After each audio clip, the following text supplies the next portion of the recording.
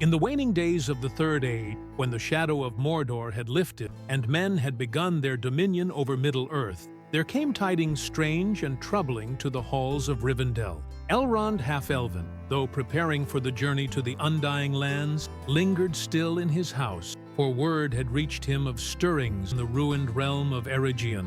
It was Glorfindel who brought the news, his fair face grave beneath his golden hair. "My lord," said he, "the rangers speak of lights seen dancing among the broken stones of Ostin Edhill. No fell fire is this, but something akin to starlight, yet warmer withal."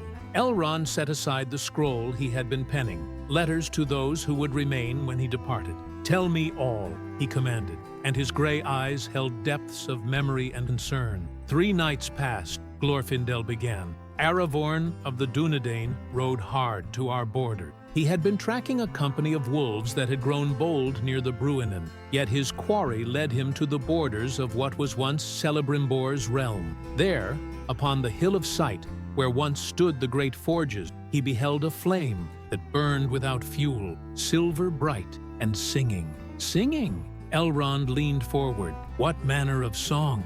He could not say with certainty, for the words were in the high tongue of the Noldor, yet he swore they spoke of making and unmaking, of hammers upon anvils that rang no more. Glorfindel paused, his voice dropping low. "My lord, could it be that some echo of the Rings of Power yet lingers in that place?" The Lord of Rivendell was silent for a long moment, his gaze turned toward the windows that looked westward. At length he spoke. "When Gil-galad fell upon the slopes of Mount Doom, and Isildur cut the ring from the hand of the enemy, I thought all such perils ended. Yet wisdom teaches us that the greatest smith of the elder days left more than rings in his hall. Send word to Círdan in the Grey Haven. He who was present at the forging knows best what shadows might yet linger in Ostin Edhill." "And what of the flame itself?" asked Glorfindel. Elrond rose, his robes rustling like autumn leaves. "We shall watch and wait. But I fear, old friend, that our departure for the west must be delayed. If Celebrimbor's legacy stirs after so many years of silence, then perhaps Middle-earth has need of us yet a while longer." Beyond the walls of Rivendell, the wind stirred the branches of the ancient trees, carrying with it whispers of distant fires and half-remembered songs of making. 7 days had passed since Glorfindel's tidings, when there came to Rivendell an herald unexpected. Galdor of the Grey Havens, his sea-gray cloak travel-stained and his face bearing the weight of urgent purpose. He was brought at once before Elrond, who received him in the Hall of Fire, though the hearth burned low in the morning light. "Hail and welcome, Galdor," said Elrond. "Long has it been since you left the sight and sound of the sea. What news from Lord Círdan?" Galdor bowed low before speaking. "My lord, Círdan the shipwright sends greeting and warning both. The flame of which you wrote is no mere echo of past making. It burns with purpose, and that purpose may concern the very roots of the earth. Speak plainly," Elrond commanded. 2 nights after your message reached the havens, Círdan walked upon the shore beneath the stars. There came to him a vision, as clear as the breaking of waves upon shingle. He beheld Ostin Edhill, as it was in the days of its glory, and in its halls he saw Celebrimbor at his ford, but not as he worked in life. This was the smith in death, his Fëa unbound from flesh, laboring still at some great work. Elrond's face grew pale. "The dead do not return to Middle-earth unbidden. What power could call forth the spirit of Celebrimbor? That is the riddle Círdan would have you solve," said Galdor. But this much he discerned. The flame burns not for creation alone, but for healing. Some great wound in the very fabric of Arda cries out for mending, and only the greatest of the Noldoran smiths can answer. The Lord of Rivendell stood in silent thought, his fingers turning the ring Vilya upon his hand, the mightiest of the 3, wrought by Celebrimbor in the days of Eregion's glory. At length he spoke. "Summon my sons to me, and bid Glorfindel make ready for travel. If Círdan speaks true, then we must go to Ostin Edhill ourselves, but we shall not go alone. Send word to Thranduil in the woodland realm. The Elven King has wisdom in such matters, and his people knew the Noldor in the days of the tree. And what message shall I bear back to the shipwright? Asked Galdor. Tell him this, that Elrond half-elven will not sail west while such mysteries trouble the lands of Middle-earth. The grey ships may wait yet a season more. As if summoned by his thoughts, Elladan and Elrohir entered the hall, their faces bright with curiosity. Behind them came Glorfindel, fully armed as if for war. My sons, said Elrond, how long has it been since you walked the paths of Eregion? Not since the day we hunted orcs, to the very borders of Khazad-dûm, said Elladan. But why do you ask, father? Because we ride thither ere the week is out, Elrond replied. Something stirs in the ruins of Celebrimbor's realm, and I fear it touches upon matters that concern all the free peoples of Middle-earth. When the summons of Elrond reached the halls of Thranduil, the Elven King sat long in thought beneath the stars of his woodland realm. At length he called for his captain, Legolas Greenleaf, though that worthy was far in the south, walking still the paths of Gondor, with his companion, Gimli the dwarf. In Legolas's stead came Tauriel of the Guard, her red hair braided for war. My lord, she said, bowing before the woodland throne, you have summoned me? Aye, said Thranduil. Elrond half-elven calls for aid in matters touching the ancient realm of Eregion. I would have you take a company of our swiftest riders and meet him at the borders of that land, but go warily. If Celebrimbor's shade walks there, then powers beyond our present ken may be stirring. Shall I bear word to Prince Legolas? Asked Tauriel. The king shook his golden head. Nay, let him find peace with his friend beyond the mountains. This matter concerns the elder days, and those of us who remember must bear its weight. Yet, even as Tauriel rode forth with her company, word of the flame had spread by paths unknown to other ears. In the depths of Khazad-dûm, now called Moria, the Black Pit, Balin's tomb lay silent and cold. Yet something stirred in the ancient halls where once the friendship of elf and dwarf had flourished. Dain Ironfoot in Erebor felt it as a trembling in the stone, and he sent riders of his own toward the misty mountain. Most strange of all, in the lands of Rohan, King Eomer felt his heart moved by dreams of silver fire, though he knew not why. The blood of the Eotheod ran in his vein, but older blood still, the blood of those men who first beheld the light of the two trees, reflected in the eyes of the Eldar in the days before the sun. Thus it was that when Elrond's company reached the borders of what once was Eregion, they found themselves part of a gathering greater than any that had assembled since the Council of Elrond itself. Thranduil had come in person, leaving his halls for the first time since the War of the Ring. With him rode not only Tauriel and her guard, but also ancient lords of the woodland realm, whose names were remembered in the songs of the Elder Day. From Erebor came Dain himself, gruff and stern, leading a company of his most trusted thane. I'll not be left out of counsel when it touches upon matters of making, he declared when he met Elrond at the fords of Bruinen. My folk worked alongside Celebrimbor in the days of friendship, ere shadow fell upon our realms. And from Edoras to the wonder of all came Eomer King, bearing the great sword Guthwine, and claiming right by the ancient alliance between Rohan and Gondor. With him rode Erkenbrand of Westfold and a dozen of the finest riders of the Mark. This is beyond all expectation, murmured Elrond to Glorfindel, as they beheld the assembly upon the green sward before the gates of Ostin Edhill. What power has called together the free peoples in this hour? Perhaps, said Glorfindel, his eyes upon the distant flames that danced above the ruined city, it is no earthly power at all, but the will of Eru himself, working through the music that governs all things. The company that approached Ostin Edhill was such as had not been seen since the last alliance. Elf lords walked beside dwarf kings, and the riders of Rohan sang ancient songs in harmony with the voices of the woodland realm. Yet, as they drew near to the ruins of Celebrimbor's city,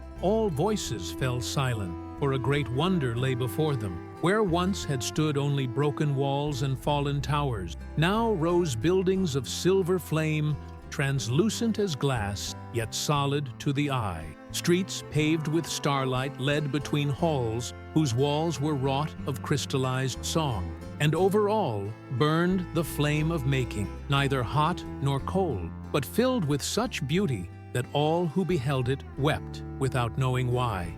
"By my beard," whispered Dain, his gruff voice filled with awe, "it is as though time itself has turned backward, and we look upon Ost-in-Edhil in the hour of its glory." "Nay," said Thranduil, his eyes bright with unshed tears, "this is something greater and more perilous. We look upon the city as it existed in the mind of its maker, given form by will alone." At the gates of crystal flame stood a figure tall and fair, robed in silver light. His hair was dark as the void between stars, yet his eyes held all the fire of the forge. Upon his brow gleamed a crown of mithril, and in his hands he bore hammer and tongs, as though he had but that moment stepped away from his anvil. "Welcome, friends and kindred," said Celebrimbor, "Lord of Ost-in-Edhil, greatest of the Noldoran smiths, save Feanor alone." His voice was as the ringing of silver bells, yet beneath it ran an undertone of infinite sorrow. "Long have I waited for this hour, when the free peoples should stand together in my halls once more." Elrond stepped forward, though his heart was heavy with foreboding. "Hail, Celebrimbor. Yet I must ask, how do you walk in Middle-earth, when your Fia should have passed beyond the circles of the world?" The shade of the great smith smiled, yet it was a smile touched with pain. "Even in death, the making of the rings bound me to this earth. But I speak truth when I say I am not returned by my own will, nor by any power of darkness. The music itself has called me forth, for there is work yet to be done, work that only I can accomplish." "What work?" demanded Dain. "What task could require the dead to labor alongside the living?" Celebrimbor turned his gaze upon the dwarf king, and in that gaze was recognition and old friendship. "The same task that first brought our peoples together in the days of Khazad-dûm's glory, Master Dain, the healing of hurts that run deeper than flesh, the mending of bonds that were thought broken forever." He raised his hammer, and at its touch, the very air rang like struck metal. "Come, and I will show you why the Valar themselves have sanctioned my return to the halls of the living." Through streets of living flame they walked, marveling at the beauty that surrounded them. Here was Ost-in-Edhil, as it had never been in life, perfected, purified, made manifest, as the highest expression of Noldoran craft and wisdom. The very stones sang beneath their feet, and the air itself seemed wrought of crystallized music. Yet as they walked, Elrond felt a growing unease. "This is beautiful beyond words," he said to Celebrimbor, "yet something troubles my heart. Such power as this should not exist in Middle-earth, not in this age of the world." "You speak truly," the smith replied. "What you see around you is not of Middle-earth at all, but a reflection of Valinor itself, cast eastward by necessity. For the task that lies before us requires tools and workspace equal to the greatest works of creation." They came at length to the heart of the city, where in life had stood Celebrimbor's greatest forge. Now there rose a hall vaster than Menegroth in its glory, its roof supported by pillars of light.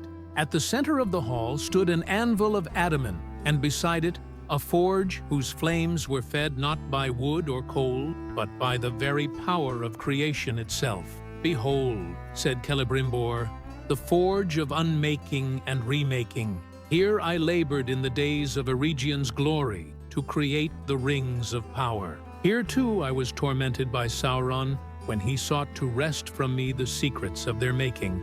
And here, at the last, I must work again to heal the greatest wound ever inflicted upon Arda itself." "What wound?" asked Eomer, his hand upon his sword hilt. "The Dark Lord is destroyed, his ring unmade. What hurt remains that requires such power to heal?" In answer, Celebrimbor led them to a great window that looked out from the hall. Yet through that window they saw not the lands of Eregion, but something that made even the boldest among them draw back in horror. Before them stretched a wound in the very fabric of existence, a rent in reality itself that leaked forth darkness and cold beyond description.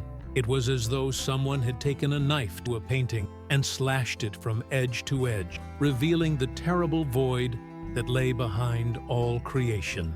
"By the Valar," whispered Thranduil, "what is this abomination?" "The price of Feanor's oath," said Celebrimbor grimly. "When my grandfather swore his terrible oath upon the Silmarils, he did more than bind himself and his sons to a doomed quest. He wounded the very music of creation, introducing discord into the song that shapes all things. That wound has festered through the ages, growing with each act of violence committed in pursuit of the oath's fulfillment." Glorfindel, who had seen the kinslaying at Alqualanda and the burning of the ships, paled at these words. "You say that all the evils that followed, the rebellion of the Noldor, the wars with Morgoth, even the corruption of the rings, all spring from this single wound?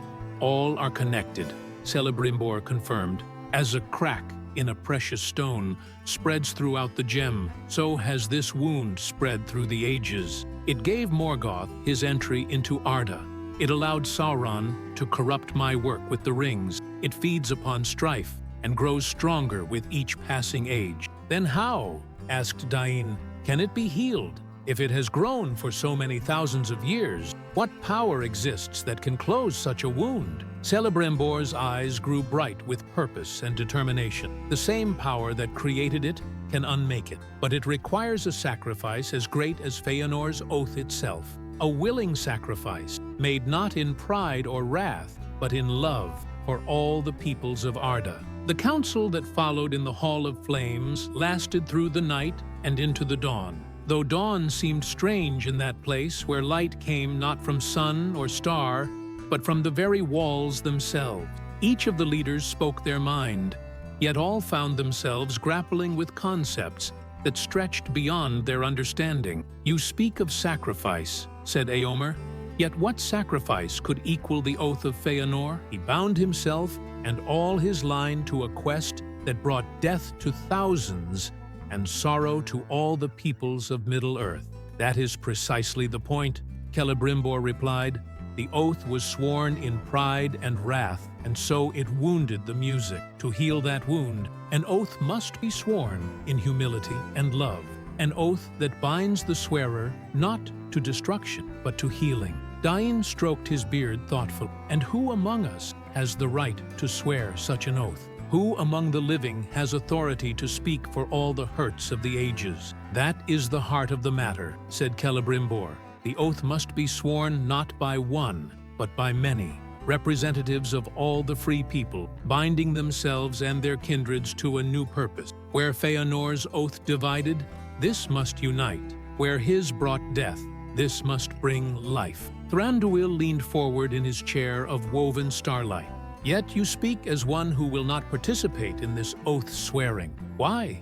The great smith's face grew grave. "Because I am the unforgiven. In life, I was corrupted by Sauron's teaching. Though I knew it not, my very pride in my craft was turned to serve the shadow. The rings I made, even the 7 and the 9 that I thought pure, carried within them the seeds of corruption. I am part of the wound, not its healing." "That is not true," Elrond said suddenly, his voice ringing with authority. "I who bore Vilya know the purity of its making. The 3 rings were never corrupted, never touched by Sauron's malice. Because they were made last," Celebrimbor replied, "after I had learned wisdom through suffering. Yet even they partook of the wounded music, for they drew their power from the very flaw in creation that we now seek to heal. When Sauron's ring was destroyed, the 3 faded not because they were corrupted, but because they were cut off from the source of their strength." Toriel, who had sat silent through much of the debate, spoke suddenly. "If what you say is true, then all the works of craft, since the elder days, have been tainted by this wound. Every blade forged, every song sung, every work of art, all touched by the discord in the music, not tainted. said Celebrimbor gently, but limited.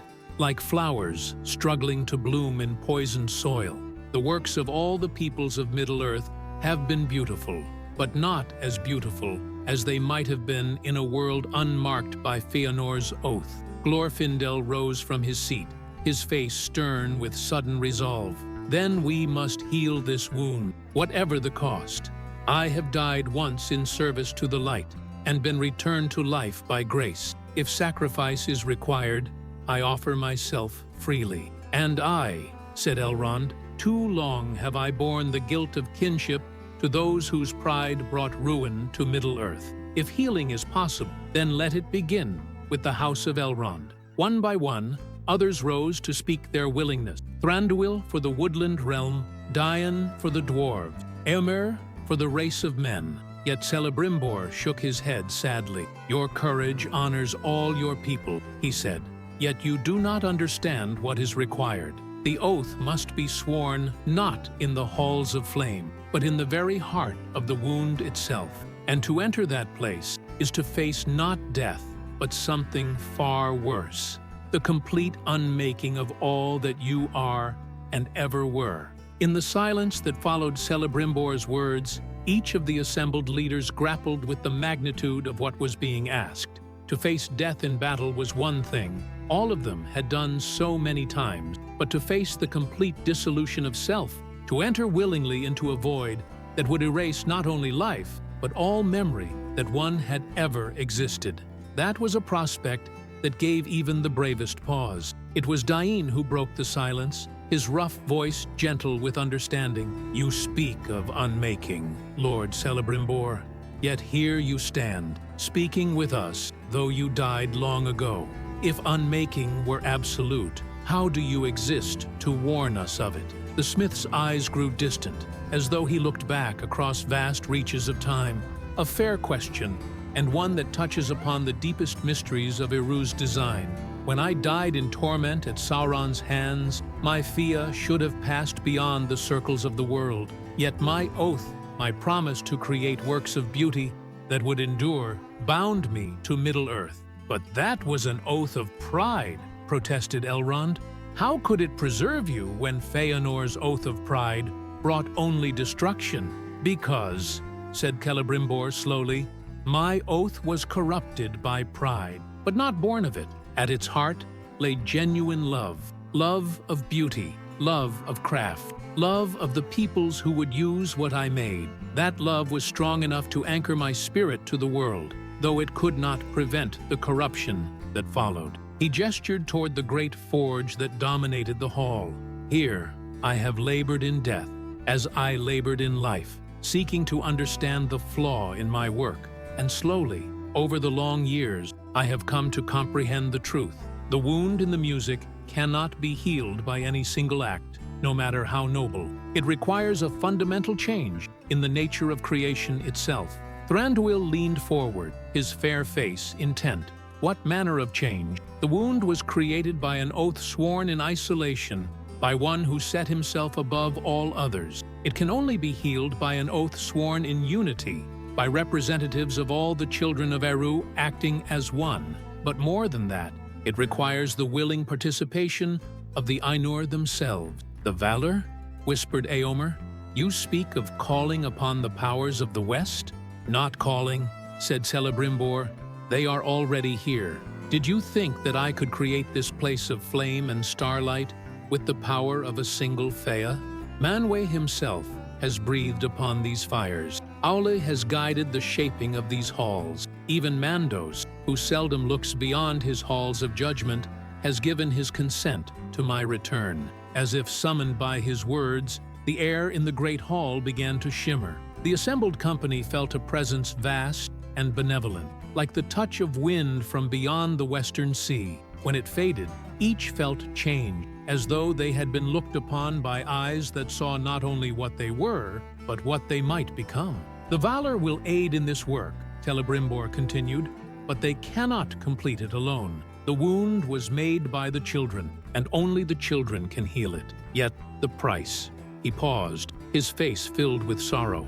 The price is that those who swear the healing oath will be changed forever. You will not die, but neither will you remain as you are.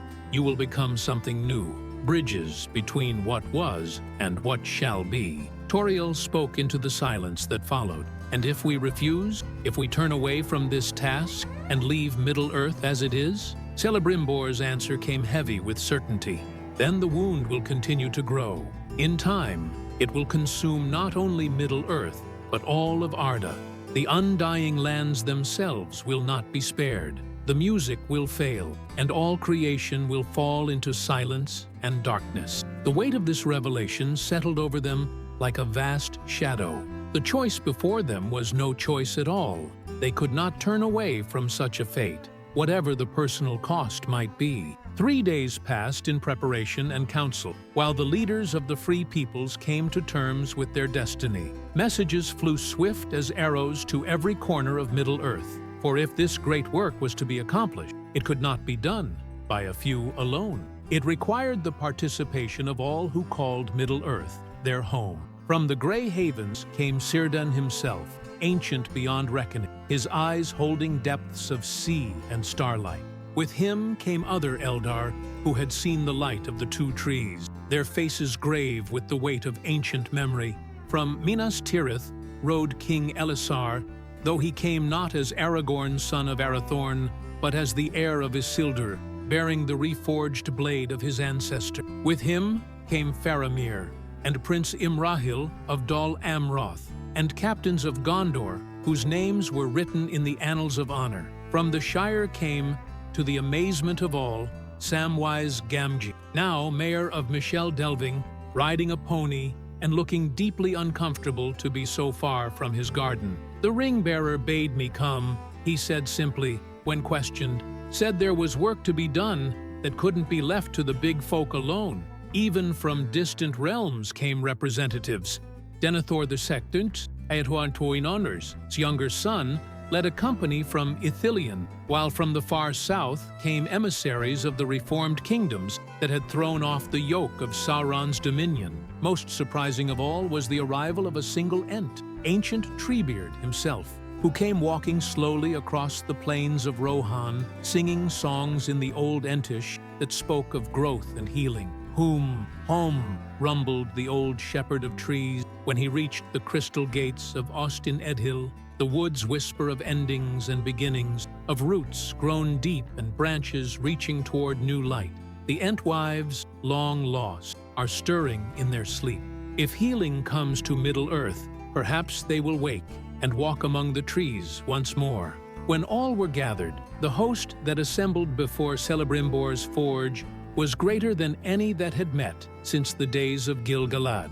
Elf and man, dwarf and hobbit, and the last of the tree shepherd, all the speaking peoples of Middle-earth, stood united in purpose. Now, said Celebrimbor, I will show you the true nature of the wound, and you will understand why such a gathering was necessary. He led them from the hall to a place where the crystal walls gave way to something else, a vast opening that looked out not upon the lands of Middle-earth, but upon the fundamental structure of reality itself. Here could be seen the music of creation in its physical form, great golden threads that wove together to form the pattern of existence. And there, running through the heart of the weaving like a jagged scar, was the wound, a place where the threads had been cut and left to fray, spreading their discord through all the surrounding pattern. Behold, said the true legacy of Feanor's oath. Each thread you see represents not just a life, but a line of possibility.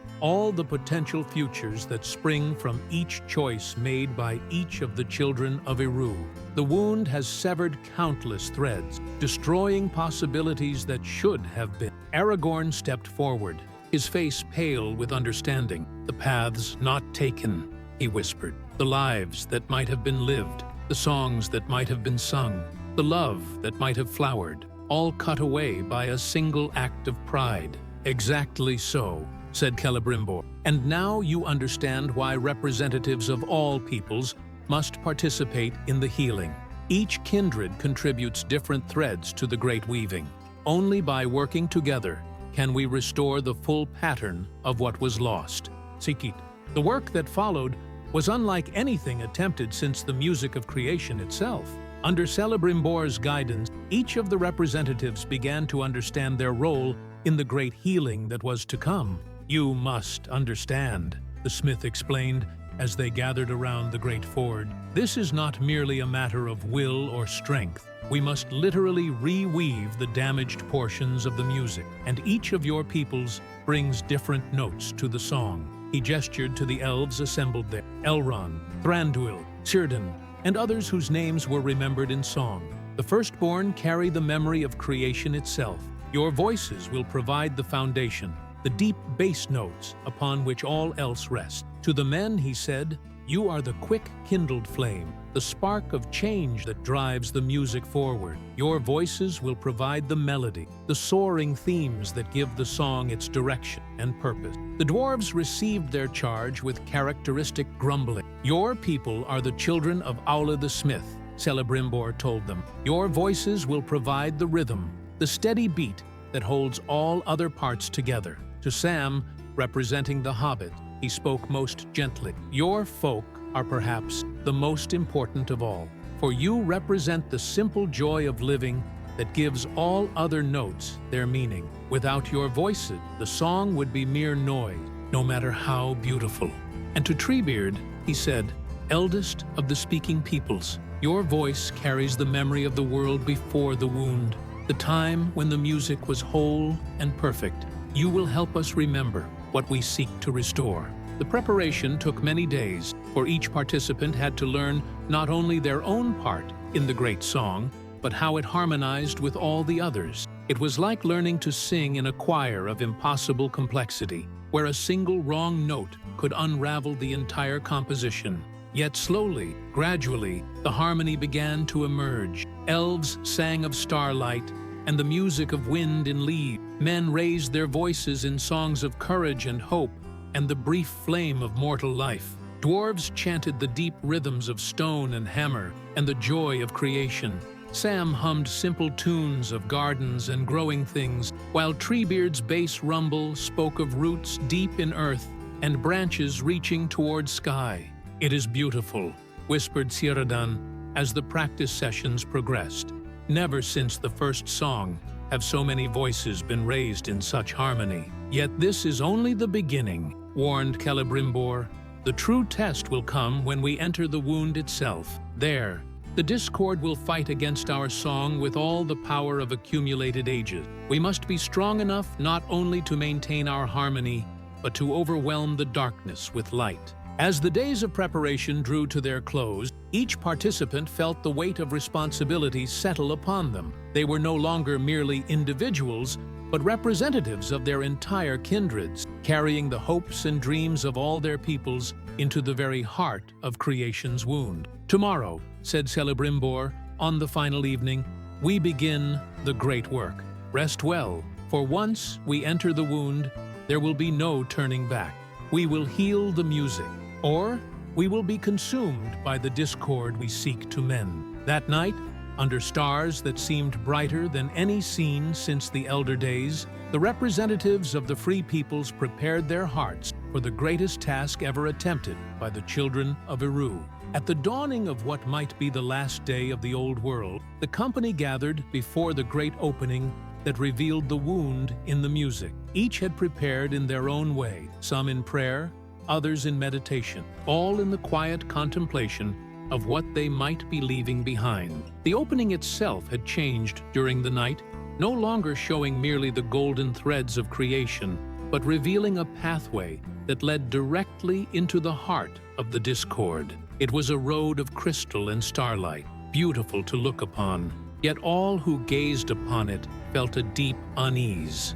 "Once we step upon that path," Celebrimbor warned, "we leave behind the world as we know it. The road leads through the wound itself, and in that place, the normal laws of existence do not apply. You may see things that never were, or things that might have been but for the wound's interference. Do not be deceived by visions, whether fair or foul." Elrond stepped forward first, as befitted his rank and years. "I have lived through 3 ages of Middle-earth," he said, If my sacrifice can heal the hurts of all those years, then I give it gladly. One by one, the others followed. Círdan, with his ancient wisdom, Thranduil bearing the strength of the woodland realm, Aragorn carrying the hopes of men, Dain representing the enduring craft of the dwarves, Sam with his simple courage, and Treebeard moving with the slow majesty of growing things. The path beneath their feet was solid, yet it seemed to shift and change with each step. Sometimes they walked upon crystal clear as water, through which could be seen the fundamental structures of reality. Sometimes the way was paved with what looked like compressed starlight, warm beneath their feet, and singing softly of distant shores. As they progressed deeper into the wound, the harmony they had practiced began spontaneous, each voice adding its part to a song that seemed to arise from the very depths of their being. Yet with each step, the discord grew stronger, a harsh counterpoint that sought to drown out their melody. "Do not falter," called Celebrimbor over the growing cacophony. "The wound knows we come to heal it, and it fights against us with all the power of accumulated pain." Indeed, the very air around them began to thicken with visions of what had been lost. They saw the kinslaying at Alquilanda, the burning of the ships, the betrayal of trust between kindred. They witnessed the fall of Gondolin, the ruin of Númenor, the long defeat that had marked all the years since Feanor's oath. Sam stumbled as he beheld a vision of the Shire in flames, its green fields turned to ash. But Aragorn caught his arm, and the simple hobbit's voice rose clear and true above the discord. "The Shire endures," he sang. "Green things grow still, and will grow again." Deeper they went, and the visions grew more terrible. Dain saw Khazad-dûm as it might have been, not fallen to shadow, but shining still with the friendship of elf and dwarf. Thranduil beheld his realm free from the stain of old sorrows, his people singing beneath stars, unmarred by ancient grief. Yet through it all, their song continued, growing stronger as they drew closer to the heart of the wound. For each vision of loss, they raised a note of hope.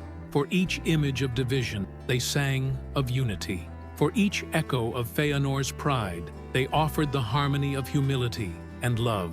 At last, they reached the very center of the discord, a place where the golden threads of creation ended in jagged, fraying edges. Here the wound gaped like a mouth hungry for the destruction of all that existed. The darkness that poured forth from it was not mere absence of light, but the active negation of possibility itself. "Here," said Celebrimbor, his voice barely audible above the shrieking discord, "here we must make our stand. Join hands, all of you, and let our song become one song, as it was meant to be from the beginning." They formed a circle around the wound's edge, each grasping the hands of those beside them. Elf linked with man, dwarf with hobbit, and the ancient Ent's great bark-covered fingers enclosed them all. As their hands touched, their separate voices merged into a single, perfect harmony, the song of healing that had been prophesied since the world's beginning. The moment their hands joined and their voices became one, the very nature of reality shifted around them. The wound, which had been a source of discord and darkness, suddenly became a loom upon which they could reweave the damaged music of creation. But the working was not without its peril. As they sang, each member of the circle felt themselves being pulled apart, their individual identities dissolving into the greater harmony. This was the price Celebrimbor had warned them of. To heal the wound, they must become part of the healing, woven permanently into the renewed music itself. Elrond felt his long memories of Middle-earth's sorrows transforming into threads of silver hope. The pain of Celebrion's departure, the burden of foresight that had weighed upon him for so many years. All of it became raw material for the new pattern they were weaving. Aragorn experienced his mortal life stretching and expanding, each moment of courage and compassion becoming a golden strand in the great tapestry. His love for Arwen, his friendship with the Fellowship, his care for the people of Gondor, all transformed into imperishable notes in the eternal song. The others felt similar transformation. Dain's stubborn loyalty became the foundation stones of a new friendship between the kindred. Thranduil's protective love for his woodland realm grew into a blessing upon all growing things. Sam's simple joy in life became the laughter that would echo through all future ages. Yet, as they worked, they became aware of another presence in their circle, a figure that had not been there when they began, yet seemed to have been with them always. It was a tall form wreathed in shadows and flame, with eyes like stars and hair dark as the void between worlds. "Feanor," whispered Celebrimbor, though his voice was now part of the greater song. "Grandfather, you have come." The greatest of the Noldor stood within their circle, his face bearing the weight of immeasurable sorrow. "I have watched from the halls of Mandos," he said, his voice harmonizing with their song even as he spoke. "I have seen the wound my pride created spread through all the ages. Now, at the last, I would make what amends I can." "But how do you come here?" asked Elrond. "Mandos does not release the dead lightly." Feanor's smile was touched with both pain and hope. "He who judges the dead has permitted this, for the healing cannot be complete while the one who made the wound remains apart from its mending. I bring to your song the one thing that has been missing, true repentance, and the willingness to unmake what was made in pride." As Feanor joined his voice to theirs, the song transformed once again. Where before it had been beautiful, now it became transcendent. The wound, which had resisted all their efforts, began to respond to this new harmony. The frayed edges of the music began to come together, new threads forming to bridge the gaps torn by ancient oath and pride. Yet even as they worked this great healing, they became aware of an even more profound change taking place. The wound was not merely being patched, it was being transformed into something new and beautiful. Where once had been discord, now arose a harmony richer and more complex than had ever existed before. "Do you understand?" sang Celebrimbor, his voice now indistinguishable from the greater music. The wound was not a mistake to be erased, but a necessary part of a greater plan. Through suffering and healing, through discord and resolution, the music grows richer and more beautiful. This was the great revelation, the ultimate truth that none had foreseen. The wound in the music had not been a flaw, but a deliberate theme in Eru's great composition. Like a masterful musician who introduces dissonance only to resolve it in a way that makes the final harmony more beautiful than it could have been without the discord, the one had allowed the wound to exist so that its healing might create something greater than what had been before. As this understanding filled them, the circle of singers felt themselves becoming something new, not destroyed by the transformation, but elevated beyond anything they had imagined possible. They were becoming the living bridges between the old music and the new, the eternal guardians of the healed creation. When the great song ended, those who had watched from afar saw a wonder beyond all imagining. Where once the ruins of Ostin Edhill had stood, now rose a city of living light that seemed to exist in all times and places simultaneously.